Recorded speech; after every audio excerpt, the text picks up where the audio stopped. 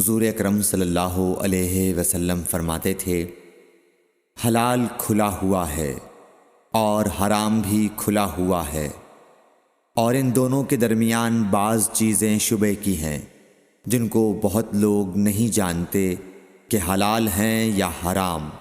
پھر جو کوئی شبے کی چیزوں سے بھی بچ گیا اس نے اپنے دین اور عزت کو بچا لیا، اور جو کوئی ان شبے کی چیزوں میں پڑ گیا اس کی مثال اس چرواہے کی ہے جو شاہی محفوظ چراگاہ کے آس پاس اپنے جانوروں کو چرائے۔